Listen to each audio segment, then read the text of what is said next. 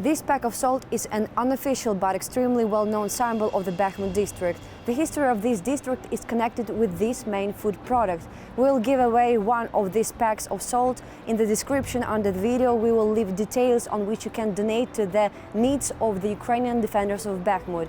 The one who gives the largest amount will receive this exclusive pack of salt signed by the Commander-in-Chief of the Armed Forces of Ukraine, Valery Zaluzhny. Bakhmut has been the center of the Ukrainian salt industry since the beginning of the 18th century. At first, salt was boiled here using salty oil from the Bakhmutka River, which is tributary of the Siversky Donets River.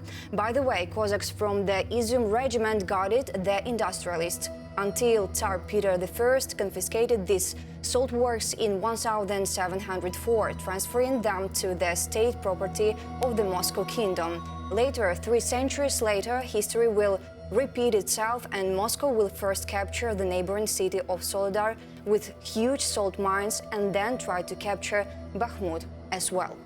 In 2014, when Russia launched a hybrid war against Ukraine, Bakhmut spent about 3 months under Russian occupation. For the next 8 years, Bakhmut lived a relatively quiet life, while the local enterprise Artemsil sent millions of tons of salt to the Ukrainian market and abroad. It had been until Russia launched a full-scale invasion. February to April. At the end of February and throughout March, it was relatively calm in the direction of Bakhmut. Everything changed in April. Then the enemy troops of the so-called DPR, together with regular Russian troops, began to capture the frontline town of Popasna. In May, this city was occupied. Therefore, the passage of the road towards Bakhmut was much easier for the enemy troops. On the way to Bakhmut, the enemy still had the village of Pilipchatine and the village of Pokrovsky. Throughout May, enemy troops expanded their bridgehead in the Popasna region, advancing in 3 directions at once. To the north, they were advancing towards Lysychansk, to the west towards Bakhmut, and to the south to the so-called Svitlodar Arc. May. On May 17th, due to shelling, the city of Bakhmut was left without electricity because the occupiers damaged a high-voltage power line.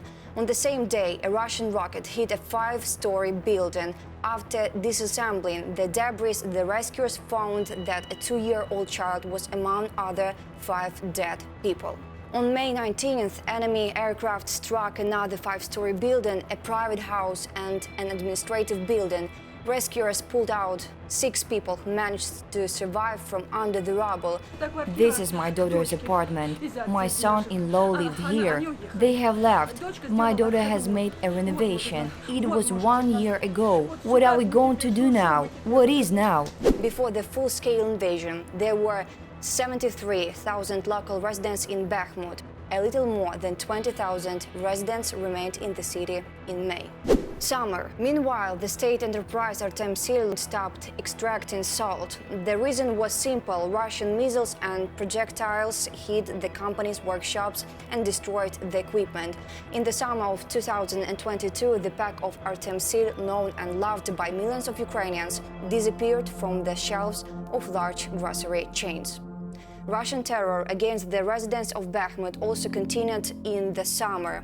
On June 9th, the occupiers hit the Machine building plant with artillery. On June 30th, the trolley bus depot with the 6 trolley buses were badly damaged as a result of the shelling.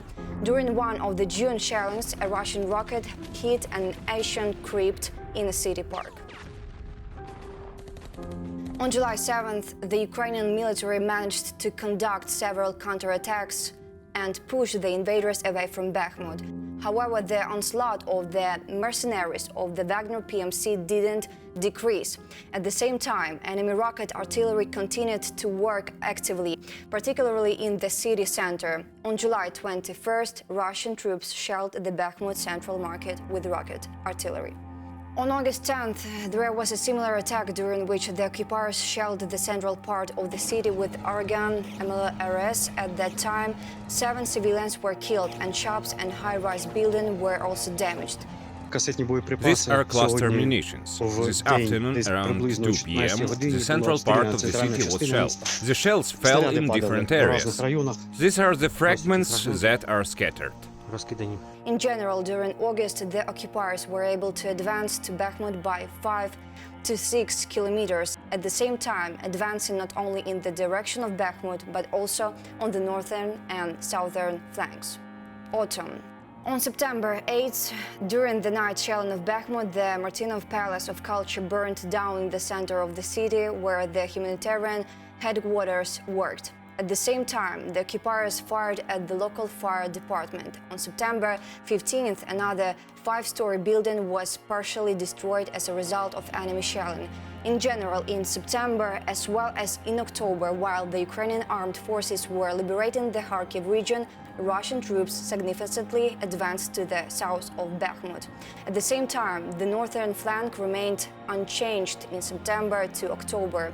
This is due to the fact that part of the Russian troops from the northern flank of Bakhmut was transferred to the Krymina and Svatovo. After all, the Russian command was afraid that during the counteroffensive in Kharkiv region, the armed forces would break through the defense of the Russian troops and go on the offensive in Luhansk region. At night of October 14th, Russian troops destroyed with artillery fire an architectural monument, the building of the district Zemstvo administration. It was functioning as a college of transport infrastructure. On October 16th, the Ministry of Defense of Ukraine published a video from the positions of the armed forces near Bakhmut. This video clip was accompanied by a comment. No, this is not footage from Sam Mendes' new film about the Battle of Verdun or the Somme. We are talking about the trenches near Bakhmut in the Donetsk region, which the Ukrainian infantry have been holding for several months under heavy fire from the Rushists.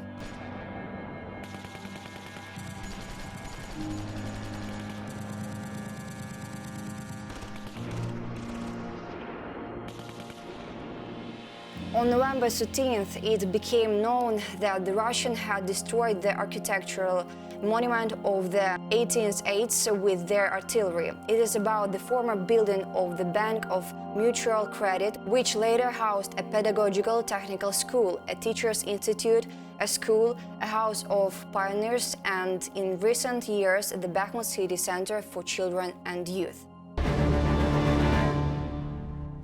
Winter.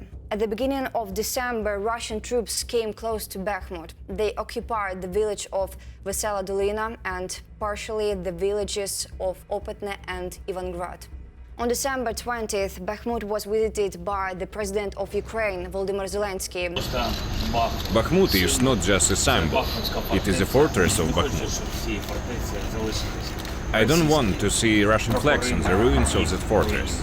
This caused mass hysteria among Russian propagandists. After all, Vladimir Putin never came to the frontline cities. On New Year's Eve, Russian mercenaries from the Wagner PMC began an assault on the city of Soledar. The occupiers needed this city to form a bridgehead for flanking the Ukrainian garrison in Bakhmut from the north.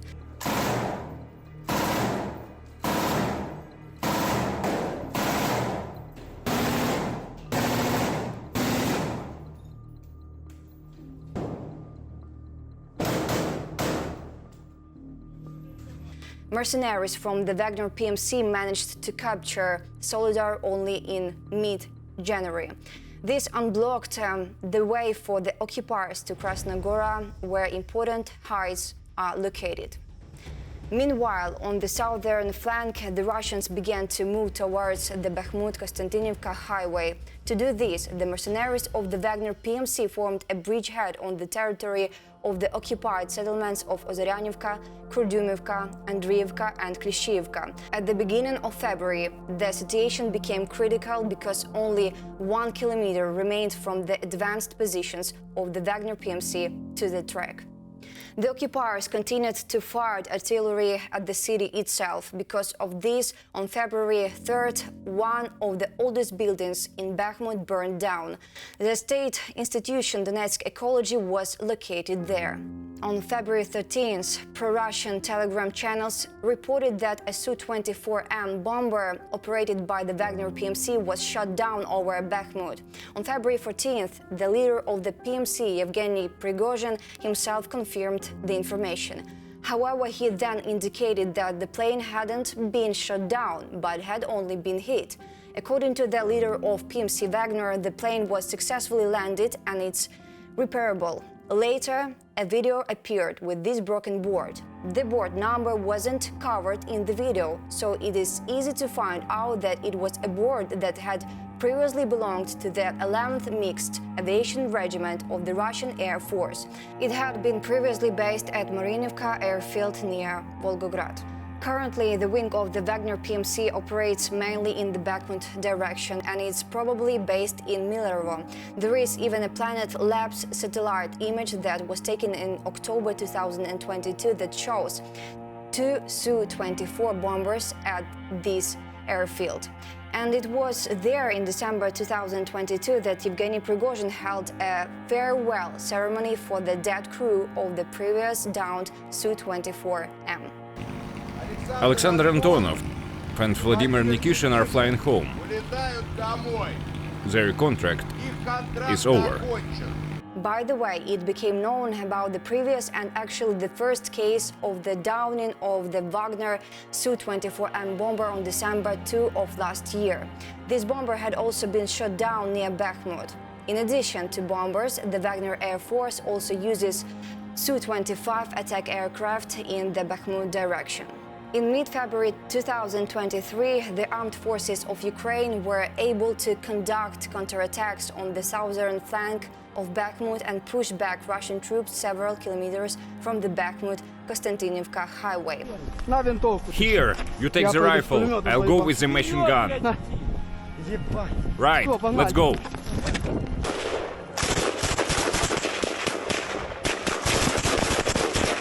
But on the northern flank, at the same time, the situation worsened. After the capture of Krasnogora, the Wagner PMC established full control over the section of the Bakhmut-Slovyansk highway. The mercenaries also occupied part of the heights and began the advance southwest to Berhivka and Yahidne. At the end of February, mercenaries from the Wagner PMC not only managed to capture Berhivka and Yahidne, but also began to form a bridgehead there for the exit to the village of Hromove. The occupiers need this to cut the road that supplies the Ukrainian garrison with ammunition and provisions. In particular, we are talking about the Bakhmut-Chasiv Yar road, which was relatively safe until the end of February. But after the advance of the occupiers to the village of Hromove, it came under fire control of the mercenaries.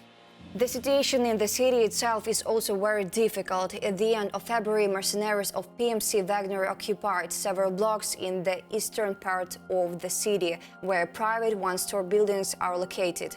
Due to the great onslaught, the Ukrainian defenders were forced to retreat beyond the Bakhmutka river to the western part of the city. This is a war, a holy war for the Ukrainian land, for the Ukrainian nation, for Ukrainian statehood, for the right to be Ukrainian, for Ukrainians to be able to live in principle on their own land in this world, and the defense will be fought where it can be fought. The glorious history of this city began with the Bakhmutka river. The main confrontation between the forces of good and evil is currently taking place on the Bakhmutka river. Here, on the banks of this small river, the fate of not only Ukraine but also the whole of Eastern Europe is being decided.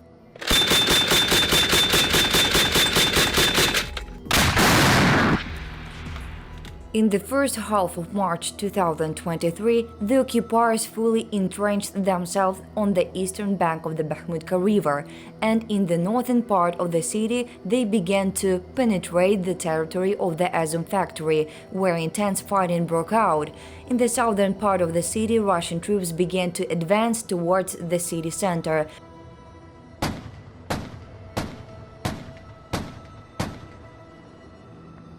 In the second half of March, the activity of the occupiers on the northern and southern flanks of Bakhmut began to decline. It became clear that the Russians didn't have enough resources to surround the city. But in the city itself, the occupiers managed to push the Ukrainian garrison back to the railway towards the end of March. However, fighting continued in the city center, which became a gray zone. Отработали, давай! Давай! Давай, Тешка! Жди! Есть, Тешка! Четко, давай! Уходим! In early April, the situation in Bakhmut became even more complicated. In the north, the occupiers completely occupied the industrial zone of the Azom factory. At the same time, the Ukrainian armed forces attacked the seized workshops of this factory with Tochka-U tactical missiles. From the southern part of the city, the occupiers moved on to the center of Bakhmut. Finally, on the night of 3rd April, the Wagner PMC mercenaries planted their flag on the ruins of Bakhmut City Council. At the same time, the leader of the Wagner PMC, Yevgen Prigozhin, declared that this gave them the jure control of the city. It sounded absurd, but at the time, the fighting was still going on in the center of the city.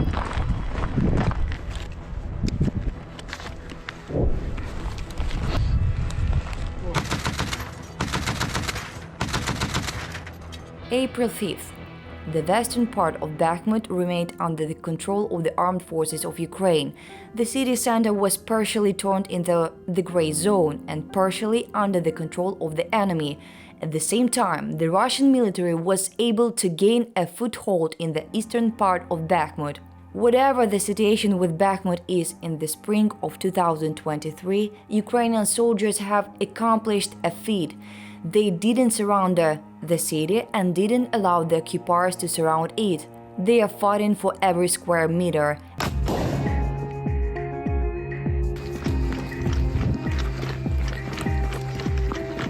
And that is why Bakhmut is a hero city. It has become a symbol of indomitability for the whole world. After the Ukrainian victory, the whole civilized world will help to rebuild Bakhmut and one nearby city, Soledar, where Ukrainian salt will continue to be mined. Now the key enterprise is partially destroyed, but the extracted salt from the mines of Soledar survived. This state enterprise Artemsil divided it into 100,000 packs, which were illustrated by designer Artem Gusev. The name of this limited batch is Meets Ukrainian Stone. We will give away one of these packs of salt. In the description under the video, we will leave details on which you can donate to the needs of the Ukrainian defenders of Bakhmut.